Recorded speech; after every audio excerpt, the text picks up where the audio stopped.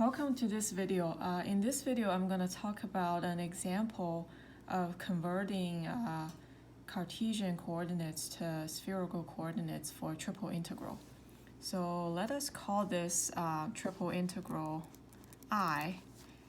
So the I is going to be equal to, well, to convert, remember one of our conversion formulas that we talked about in class is x squared plus y squared plus z squared equals rho squared.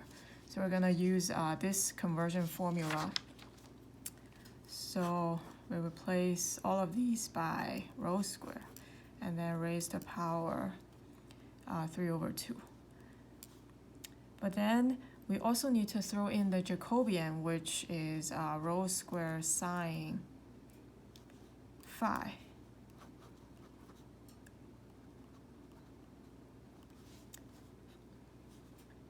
And then d rho, let's try d rho, d phi, d theta. And to decide the limits, so let's draw a rough picture of the situation. X, Y, Z. So we have a bigger sphere, which is radius 2, and there is a smaller sphere inside, which is radius 1. And then we need a region kind of in between. So then certainly the rho will be between 1 and 2, right? So the radius is between 1 and 2. And then phi, so let me remind you what phi is. So phi is, so you connect whatever point you're interested in with the origin. The phi is the angle formed between positive z and whatever this line is. So, and then if it's a sphere, then it should go all the way from 0 to pi, right? Because be careful that phi has to be between 0 and pi. So that should be 0 to pi. And then theta is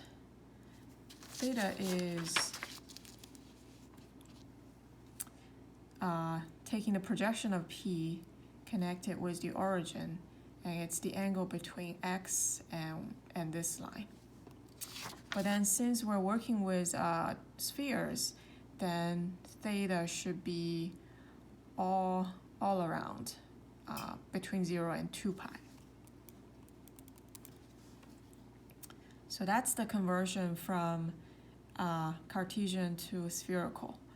Now I want to change the problem slightly.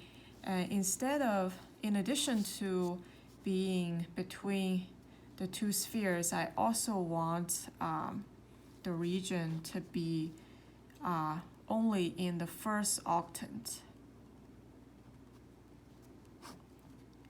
So if I add that constraint, then the radius still doesn't change between 1 and 2. That's still correct. But we need to change phi and theta. So to draw another picture, so if we have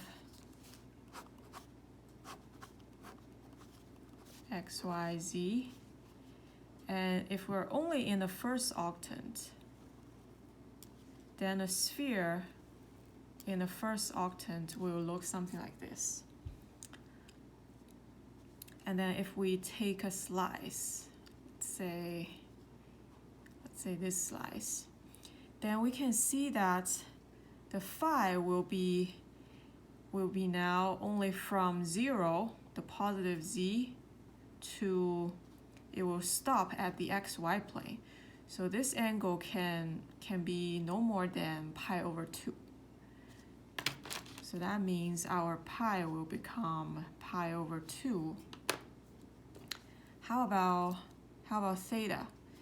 Theta, it starts from the positive x-axis, and it will stop at the yz plane.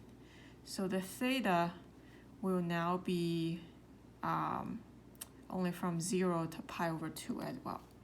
So this is also going to be changed to pi over 2. So that's what happened when you